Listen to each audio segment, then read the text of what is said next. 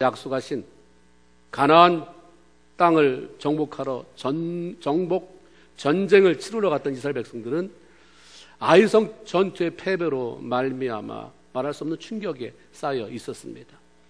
도무지 정복할 것을 기대할 수 없었던 그 큰 여리고성은 어이없이 무너지게 하신 하나님께서 왜 그것과는 비교할 수 없이 작은 아이성 정복에서는 그렇게 무참히 패배하게 만드신 것일까? 하나님이 그냥 아주 단도직입적으로 대답해 주십니다. 그것은 이스라엘 군사 중 하나였던 아간이 하나님 앞에 범죄하였기 때문이라고 말입니다. 여리고성 전투를 시작하기 전에 하나님은 이미 여호수아를 통해서 이스라엘 모든 백성들에게 이번 전투에서 너희는 이렇게 행해라, 반드시 이대로 따라야 한다고 하는 것을 분명히 알려주셨습니다. 여호수아서 6장 18절에 보면 고통을 당하지 않게 너희가 이 전쟁을 통해서 아니면 그 이후에라도 고통을 당하게 되지 아니하도록 오직 너희는 그 바친 물건에 손을 대지 말라. 여리고성 전투에서 이기게 되더라도 거기서 취한 전리품을 개인이 함부로 손대지 말라라고 하는 말씀을 들려주신 것입니다. 만약 이 말씀대로 따르지 아니하면 어떤 종류인지는 알 수 없지만 너희가 고통당한다, 괴롭게 된다라고 하는 분명히 말씀을 들려주셨음에도 불구하고 아간이라고 하는 사람이 탐심을 버리지 못하고 아름다운 외투 한 벌, 그리고 은 200세겔 50세겔에 나가는 금 한 덩어리를 자기가 머무는 곳에 땅을 파고 감추어 두었다고 했습니다. 이미 여리고성이 무너지는 커다란 승리의 감격도 맛보았고 전리품에 손을 대어서 그것을 땅속에 감춰 두었어도 하나님이 말씀하신 고통이라는 것은 없었어요. 혹시 이런 두려운 마음이 있었겠지만 별일 없었어요. 아무 일도 일어나지 않았어요. 그런데 그 고통이 바로 이어진 아이성의 전투에서 대패배로 나타난 거죠. 수만의 군사가 다 함께 올라갈 필요가 없다. 2,000명이나 3,000명만 올라가도 아이성 하나 정복하는 것은 정말 식은죽 먹기나 다름없다라고 한 정탐꾼의 말대로 정말 상대가 되지 않는 싸움이었습니다. 그러나 그들은 보기 좋게 패배했고 하나님은 그 이유를 여호수아서 7장 11절에서 이스라엘이 범죄하여 내가 그들에게 명령한 나의 언약을 어겼기 때문이다라고 말씀합니다. 아간이 도둑질을 했습니다. 한 사람이. 그런데 하나님은 이스라엘이 범죄했다고 하시면서 그 책임을 이스라엘 공동체 전체에게 물으셨습니다. 아간 한 사람의 욕심으로 말미암은 범죄가 이스라엘 백성 전체를 고통 속에 몰아넣게 되었습니다. 하나님의 영적 공동체에 속해 있는 한 사람의 말과 행동, 그리고 그의 삶은 그 공동체에 속한 모든 사람들에게 긍정적이든 부정적이든 영향을 끼치게 됩니다. 내가 또 하나님 공동체의 그 공동체원으로서의 주장하기 전에 내 책임이, 한 사람으로서의 그 책임이 얼마나 큰지를 우리는 성경이 말씀해 주고 있는 것을 깨달아야 합니다. 한 사람의 행동이 모든 사람을 살리게도 할 수 있지만 반대로 한 사람의 삶이 모든 사람을 고통스럽게 하고 비참하게도 할 수가 있는 것입니다. 아버지 한 사람 때문에 가정이 파탄으로 가는 경우도, 어머니 한 사람 때문에 온 가정이 몰수하는, 자살을 하게 되는, 이런 거 우리 많이 듣지 않습니까? 공동체 속에서 나 한 사람, 이건 나 한 사람의 문제가 아닌 거예요. 우리 집 전체, 우리 가정 전체, 우리 교회 전체, 한 공동체에게 미치는 영향은 굉장히 큰 것입니다. 그러기에 성도로서 우리들은 단지 한 개인으로서의 내가 아니라 가정이나 교회라고 하는 공동체 안에서의 나를 의식하면서 살아가야 하는 것이 하나님의 생각이고 하나님의 원리입니다. 그런 이유로 내가 속해 있는 가정이나 교회라고 하는 그런 공동체라고 하는 것은 지금 하나님 앞에 어떤 모습을 하고 있는가를 여러분 생각해 봐야 돼요. 내가 올바른 공동체 속에 지금 속해 있는가? 더불어 공동체 일원으로서의 나의 삶은 가정에, 교회에 긍정적인 영향을 끼치고 그런 순종하는 삶을 살아가고 있는지, 아니면 부정적인 영향을 끼치는 불순종의 삶을 살아가고 있는지를 살펴보면서 자기의 삶의 방향을, 그리고 초점을 하나님께 맞추면서 바꿔가야 하는 것입니다. 하나님은 여호수아에게 제비뽑기를 해라. 너 누가 범죄했는지 모르지? 제비뽑아라. 내가 그러면 내가 할게. 내가 범죄한 사람이 그 제비를 뽑게 만들게. 제비 뽑기를 실시하셔서 문제 중심에 있는 아간이라고 하는 사람을 드러나게 했습니다. 이렇게 되니까 하나님의 커다란 두려움이 엄습해서 자기가 자기 죄를 실토하게 됩니다. 내가 이걸 훔쳤다. 땅속에 지금 그 파묻어 있으니까 그걸 가서 파보면 그것이 거기 있을 것이다. 하나님의 백성으로 살아가는 성도들의 삶 속에서 겪게 되는 실패의 배후에는 반드시 불순종이라고 하는 이유가 있습니다. 저절로 우연이라는 것 없습니다. 우리가 예수 안 믿을 때는 사주다, 팔자다, 뭐 이런 것들 많이 얘기하지만 하나님은 그런 거 말씀하지 않아요. 어떤 어려움이 당하는 것은 참새가 잘못 길을 잃어서 그냥 들이닥치는 것처럼 그런 것 없다. 심은 대로 거두게 된다라고 주님 말씀합니다. 실패의 배후에는 불순종이라고 하는 이유가 도사리고 있다고 하는 것입니다. 누구나 예수를 믿어서 하나님의 백성이 되면 그 순간부터 우리는 그를 천국 시민이다. 다 그렇게 얘기해요. 우리의 시민권은 천국에 있다. 사도 바울이 말했기 때문에 우리가 다 천국 시민이다. 그래서 그가 살아가고 있는 나라의 법을 잘 준수하는 1등 시민이 될 뿐만 아니라 자신이 섬기는 하나님의 법의 지배를 받는 하나님 나라의 백성으로 살아가야 하는 것입니다. 그렇기 때문에 예수 모르고 살아가는, 아무렇게나 제 마음대로 속이고 뺏고 이렇게 아무렇게나 살아도 돈만 잘 버는데 나는 예수 믿지 않느냐, 교회 가지 않느냐, 헌금도 내지 않느냐, 시간도 내지 않느냐, 근데 뭐가 이렇게 까다로우냐, 이런 말이 나오는 거예요.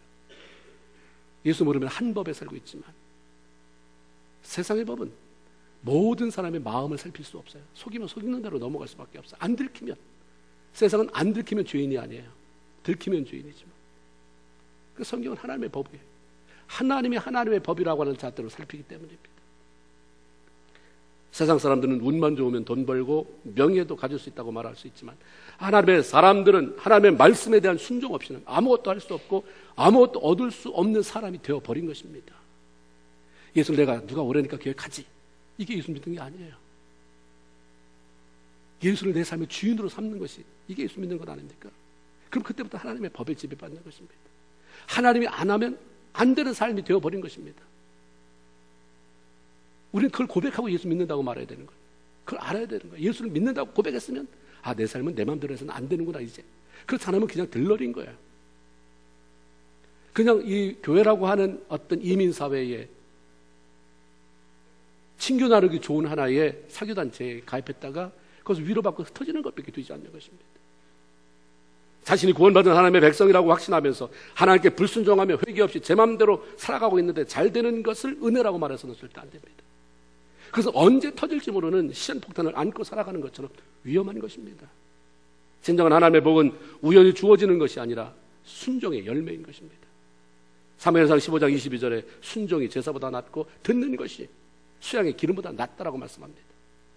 이 이유도 하나님께서 구원받은 성도를 통해서 영광 받으시고 그들을 축복하기 위해서 가장 중요시하는 것이 바로 순종이기 때문인 것입니다.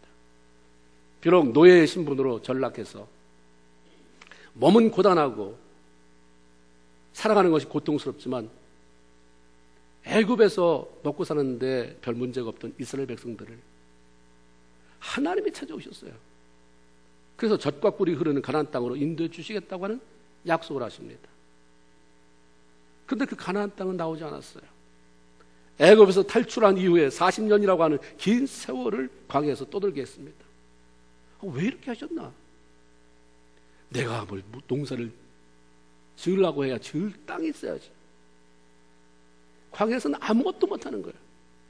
이제 하나님의 백성이 됐고 그 하나님과 더불어 탈출했기 때문에 어떻게 보면 애굽보다 하나님을 모를 때보다 하나님을 쫓아나오지 않을 때보다 더 악한 상황이 벌어졌어요.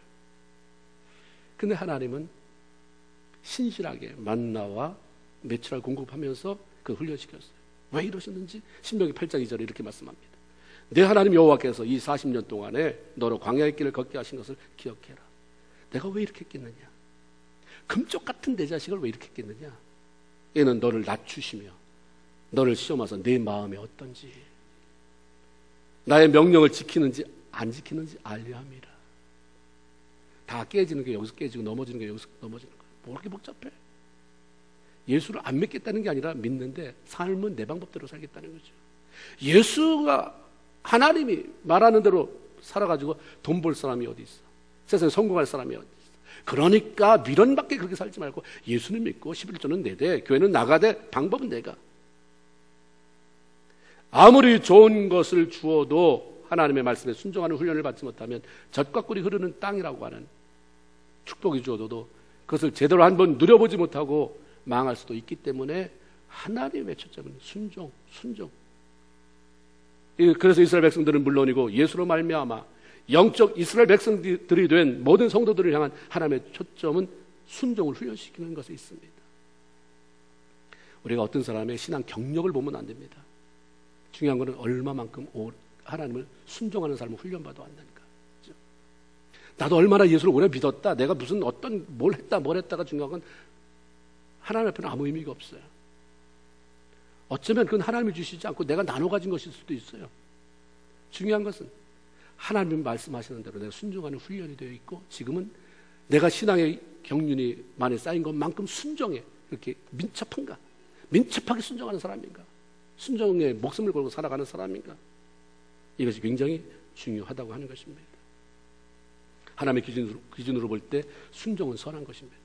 불순종은 악한 것이고 죄예요. 아간이 전리품을 감춘 것은 하나님이 하지 말라는 것을 했으니까 불순종이고 하나님이 그걸 죄라고 말씀했습니다. 우리가 죄 그러다 보면 나 도둑질 안 했는데, 나 누구 죽이지 않았는데 이런 선에서 끝나지만 하나님의 죄는 그런 죄가 아니라 하나님의 말씀에 대한 불순종을 말씀하는 겁니다. 이런 죄를 처리해내지 못한 상태로 다시 전쟁을 해도 또다시 실패할 것이라고 하는 그 사실을 이미 아셨기 때문에 하나님은 먼저 아간의 죄를 처리해내라, 먼저 회개해라고 말씀합니다. 그래서 여호수아서 7장 12절에 보면 그 온전히 바친 물건을 너희 중에서 멸하지 아니하면 내가 다시는 너희와 함께하지 않는다. 너 회개되지 않으면 그 다음에 그건 네가 알아서 살아가는 거지 나하고는 상관없는 사람이야. 네가 애쓸 뿐이지 나는 상관이 없다. 여호수아서 7장 13절 너희가 그 온전히 바친 물건을 너희 가운데서 제하기까지는 내 원수들 앞에 능히 맞서지 못하죠. 백승이 아니라 백전백패다. 불순종의 죄를 회개하고 처리해야 장래가 있고 하나님의 백성의 삶의 소망이 보인다고 하는 것을 알려주시는 거예요. 잠언 21장 31절에 보면 싸울 날을 위하여 마병을 예비하거니와 이김은 여호와께 있다. 열심히 하는 게 중요한 게 아니라는 거예요. 군사들 모으고 말 모으고 훈련시키는 게 중요한 게 아니라 그것도 필요하지만 더 중요한 것은 이김은 하나님 앞에 있다. 이기게 하는 것은 군사의 숫자나 말의 숫자나 어떤 병기를 가지고 있느냐가 아니다는 거죠. 이김은 하나님이 주시는 것인데 그분은 불순종하는 백성에게는 절대로 승리를 허락하지 않는다라고 하는 거죠. 이것은 이미 하나님께서 모세를 통해서 신명기에 적어놓고 우리에게 분명히 말씀하신 거예요. 신명기 28장 여러분 다 아시잖아요. 그건 축복의 장이기도 하고 저주의 장이기도 하다. 신명기 28장 7절에 보면 이스라엘 백성들이 순종할 때 여호와께서 너를 대적하기 위해 일어난 적군들을 내 앞에서 패하게 하시리라. 그들이 한 길로 너희를 치러 왔으나 7길로 패하고 도망가게 될 것이다. 순종하면 그런 현상이 일어난다는 거예요. 그런데 불순종하면 28장 25절에 같은 장에서 여호와께서 너로 내 대적 앞에서 패하게 하시리니 내가 한 길로 그들을 치러 나가서는 그들 앞에서 7길로 도망하게 될 것이며 또 내가 세계 만국에 흩어짐을 당할 것이다. 순종하면 대적이 나한테 패하고 불순종하면 내가 대적하게 패하고. 이거 하나님이 다 알려주셨는데 이런 거는 관심이 없이 그냥 내가 애쓰는 것만 합니다. 주 앞에 기도하는 것이나 예배 드리는 것 다 그냥 그런 거는 다 빼버리고 그냥 내가 애쓰면 될 것 같은 마음으로 하니까 애는 들고 내가 미련하게 해놓고 나중에 원망은 하나님 왜 이렇게 하십니까라고 원망하고 이런 사이클을 끊어버려야 됩니다. 하나님의 백성들이 승리의 삶, 이기는 삶을 사는 것이 하나님의 뜻이고 원하는 것이지만 그것은 반드시 순종을 통해서 온다고 하는 것입니다. 역대하 7장 14절에 보면 내 이름으로 일컫는 내 백성이 그 악한 길에서 떠나서 스스로 겸비하고 기도해 내 얼굴을 구하면 내가 하늘에서 듣고 그 죄를 사하고 땅을 고친다고 말씀했어요. 하나님은 이미 회개로 말미암은 회복의 은총을 약속해 놓으셨잖아요. 그렇기 때문에 우리에게 필요한 것은 불순종으로 하나님을 거역했다 하더라도 회개하고 돌이키는 것입니다. 어떤 사람이 여기서 사기치고 다른 곳으로 도망쳤다고 해서 그게 새롭게 뭘 시작하는 것입니까? 장소가 새로워서는 안 되고 내 마음이 새로워져야 되는 것입니다. 제가 신학교 다닐 때 어떤 목사님이 그렇게 얘기했던 게 생각나요.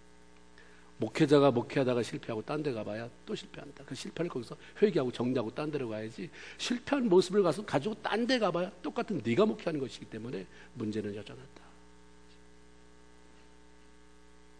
여기서 사기치고 LA를 갔다. 그 사람은 어디로 가더라도 잘 되는 것 같아 보여도 또 망하기도 했습니다. 왜냐하면 절대로 성공하게 만들지 못하는 자신의 죄를 처리해내지 못했기 때문이에요. 하나님 말씀대로 제비 뽑기를 통해서 기가 막히도록 정확하게 아간을 뽑아내고 그를 처리하고 회개합니다. 이스라엘 백성들이 고통스럽지만 불순종의 죄를 처리해냈을 때 다시 이기게 하시는 하나님의 은혜가 찾아왔습니다.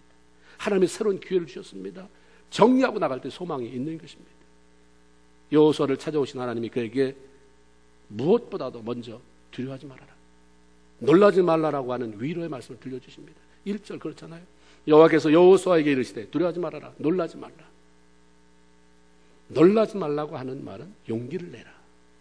이미 아이성 전투에서 전혀 예상치 못한 패배를 경험하고 난 여호수아와 이스라엘 백성들은 용기를 잃고 좌절한 상태에 있었으며 실패에 대한 두려움을 가지고 있었을 것입니다. 아무리 좋은 전략을 주신다고 해도 이미 마음이 패배의식에 사로잡혀 있거나 실패에 대한 두려움에 묶여 있다면 절대로 승리를 맛볼 수 없기 때문인 것이죠. 두려움은 앞으로 나가지 못하게 만들어요. 뒤로 가게 하고 숨게 만들죠. 하나님의 음성이 들려올 때마다 에덴 동산에서 하나님 하면서 찾아 나갔을 아담이 범죄하고 난 이후에 아담아 불렀을 때 뭐라고 대답합니까? 내가 하나님이 두려워서 여기 숨었습니다. 관계가 해결되지 않으면 두려움이 있어요. 그 해결되고 나면 하나님이 첫 번째로 찾아오는 것은 피스예요. 평화예요. 평화. 용기를 잃어버리고 좌절된 마음에 두려움까지 가지고 있다면 평안함이 없어 충분히 잘 해낼 수 있는 용기를, 그 능력을 가지고도 패배할 수밖에 없음을 아셨기 때문에 하나님은 먼저 여호수아와 이스라엘 백성들에게 두려워하지 말아라, 놀라지 말라라고 하는 말씀을 들려주신 거죠. 기도하면서 실패하는 이유 가운데 하나는 기도하면서도 떨쳐내지 못한 불안해하고 두려워하는 마음이 믿음으로 나가지 못하게 만들기 때문이에요. 기도하면서 불안하면 아직 기도할 때가 멀은 거예요. 빌립보서 4장 6절 7절에 보면 뭐라고 말씀합니까? 아시는 분 다 함께 하세요. 아무것도 염려하지 말고 오직 모든 일에 기도와 간구로 너희 구할 것을 감사함으로 하나님께 아뢰라. 그리하면 모든 지각에 뛰어난 하나님의 평강이, 하나님의 뭐가요? 평강이 그리스도 예수 안에서 너희 마음과 생각을 지키시리라. 기도했어요. 모든 일을 기도했어요. 그 모든 일이 뭡니까? 자식의 장래, 내 건강, 아니면 사업, 모든 일을 가지고 기도했는데 하나님의 결론은 뭐예요? 마음과 생각을 지키는 거예요. 뭘로? 평강으로. 먼저 그렇게 해요. 그럼 나는 지금 죽겠다고 기도하는데 평강 줬잖아, 이러시는 분입니까? 평강을 주니까 내가 못 보는 게 보여지는 거예요. 두려워 발발 떨다가는 우리가 너무 당황하면 옆에 물병 있는데도 물 달라고 나가잖아요. 경험해 보시잖아요. 다 있어요. 키가 있는데도 키 찾고 다니잖아요. 우리가 마음이 평화로우면, 마음이 안정이 되면 그냥 더 많은 시야를 확보할 수 있는 것입니다. 고린도서 3장 15절에 그리스도의 평강이 너희 마음을 주장하게 해라. 아멘입니까? 요즘 예수 믿는 사람으로 뭐가 주장합니까? 불안입니까? 염려입니까? 분노입니까? 지난 한 주간 동안 여러분의 마음을 뭐가 주장했어요? 하나님의 말씀 이렇게 하잖아요. 하나님의 말씀 우리에게 유익을 주려고 하는 거잖아요. 신명기 10장에 보면 뭐라고 그랬어요? 하나님의 명령하시는 것은 다 너희의 뭘 위해서라고 그랬어요? 행복을 위하여 그랬어요. 여러분 성경에 보면 다 내가 이렇게 해라 저렇게 해라 말하는 것은 나하고 뭔 관계가 있는데 다 너희의 행복을 위하여라. 그렇게 말씀했거든요. 너희 마음을 평안히 주장하도록 해라. 하나님이 그걸 통해서 우리에게 하실 일이 있기 때문에 그러는 거죠. 두려움이 사라지면 평강이 찾아오게 하고, 평강은 우리로 하여금 올바로 판단하고 자유롭고 당당하게 행동할 수 있도록 만들어주는 것입니다. 하나님께서 두려워하지 말라고 말씀하실 때에는 항상 그 배후에 왜 그러는지, 왜 두려워하지 말아야 하는지 그 이유도 알려주고 계십니다. 이사야 41장 10절에 두려워하지 말아라, 내가 너와 함께 함이니라. 놀라지 말라, 나는 내 하나님이 됨이니라. 내가 너를 굳세게 하리라. 참으로 너를 도와주리라. 참으로 나의 의로운 오른손으로 너를 붙들리라. 우리가 여호수아서 1장 9절에도 보면 내가 너에게 명령한 것이 아니냐, 강하고 담대하라, 두려워하지 말고 놀라지 마라. 내가 어디로 가든지 내 하나님 여호와가 너와 함께 하느니라. 하나님께서 언제든지 어디를 가든지 함께 하시고 붙들어 줄 것이기 때문에 두려워하지 말라고 하는 거예요. 그냥 빈말로 하는 게 아니라, 할 말이 없으니까. 우리 예수 믿으면서도 남을 위해서 중보도 안 해보고, 그런데 누가 뭐라 그러면 다 잘 될 거야. 이거 뭡니까? 빈말이에요. 이게 믿음의 언어입니까? 다 잘 될 거야는 내가 기도하고, 그렇죠? 저를 위해서 중보하고 끌어안고 기도하고, 내가 기도하니까, 너도 기도하고, 우리 모두 사랑하니까 하나님이 해결해 주실 거야. 다 잘 될 거야. 이게 비전 있는 잘 될 거지, 그냥 늘 자기 자신도 메마른 가슴 속에서 다 잘 될 거야. 이거는 세상 사람도 다 해요. 할 수 있다, 이 말 세상 사람들도 다 해요. 그렇죠? 하나님이 그렇게 말씀하셨기 때문에요. 하나님이 그렇게 말씀하셨기 때문에 두려워하지 않는 거죠. 두려워하지 말아라, 놀라지 말아라, 이런 말씀을 해주신 하나님이 그런 말씀을 하실 자격이 있는 분이고, 말씀대로 행하실 능력이 있음을 알고 신뢰할 때 두려움은 사라지게 되는 것이고 진정한 평안이 오는 줄로 믿습니다. 이사야 여호수아 8장 1절에 보면 내가 아이 왕과 그 백성과 그 성읍과 그 땅을 다 네 손에 넘겨주었으니, 잘 네 문제를 처리했으니 이제 내가 이기게 할 것이다. 아직도 전쟁도 치르지 않은 상태에서 하나님께서 아이성과 다시 전쟁하게 되면 그 전쟁에서 승리를 가져다 주겠다고 약속해 주시니 안심하게 되고 평안하지 않을 수 없는 것입니다. 여호수아와 이스라엘 백성들의 마음에서 두려움과 놀라움을 제거시키고 평안함을 주신 하나님은 거기서 끝난 게 아니라 아이성을 다시 공격해서 이길 수 있는 은혜를 베풀어 주셨습니다. 구체적인 전략을 주신 거죠. 이렇게 한번 싸워봐라. 하나님이 우리에게 참 많은 말씀들을 하시잖아요. 생각으로도 성경으로도 뭐 말씀을 들을 때는 내 생각에 꽉 차 있으면 안 들리는 거예요. 이제 이게 사라지면 내 생각, 두려움, 하나님과의 관계가 열리면 이게 이런 말씀이 아닐까라부터 하는, 저는 그런 생각도 없었는데 어떻게 하면 이 문제를 해결해 줄 사람을 만날까, 누구를 만나서 좀 통사정을 해볼까가 하나님 나한테 이렇게 하라고 하시는 말씀이 아닌가라고 하는 시각 변동이 일어나게 되는 거죠. 하나님이 주시는, 나한테는 이렇게 한번 해보라고 하시는 말씀이구나. 아무나 찾아다녀서 구걸하는 게 아니라 기도했더니 하나님이 방법을 알려주시거나 아니면 때로는 꼭 만나야 될 사람을 만나게 하시는 그런 은총도 하나님이 베푸시는 것입니다. 여호수아에게 모든 군사들을 다 이끌고 아이로 올라가라, 그 성을 쳐라. 그런데 아이성 뒤에 복병을 두고 공격해라, 이런 명령을 주신 것입니다. 저는 그냥 만만하게 여기고 가서 싸웠잖아요. 복병 두는 거 미리 탐지를 해봤으면 아이성이 조금 더 지대가 높고 그냥 가서는 안 되겠구나, 뭔가 우리가 전략을 세워야 되겠구나. 죄를 지니까 하나님과의 관계가 아간의 범죄로 인해서 하나님이 막아놓으니까 생각이 안 나는 거예요.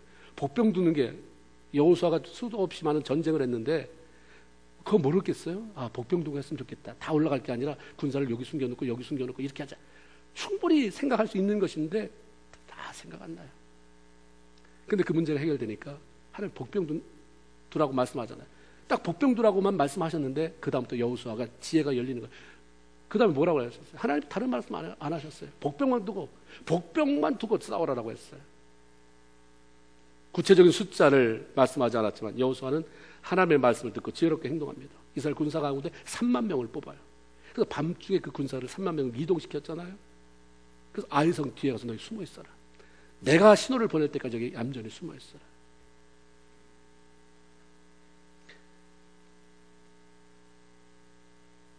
하나님은 우리를 로봇처럼 취급하지 않으십니다.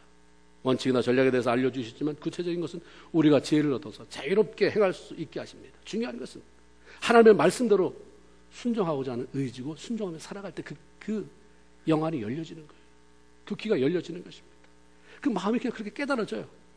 다른 사람은 저게 뭔 소리인지 모르는데 나는 그게 그 소리구나.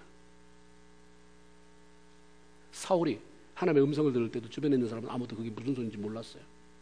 사울만 들었어요. 똑같은 환경 속에서 나는 그래서 아이들을 얻어요. 그래서 지혜를 얻게 되는 것입니다. 열려 있으면, 하나님과의 순전의 관계로 열려 있으면 그런 일이 일어나요. 여호수아가 모든 군사들을 데리고 아이 성을 공격하러 갑니다. 그리고 전략이잖아요.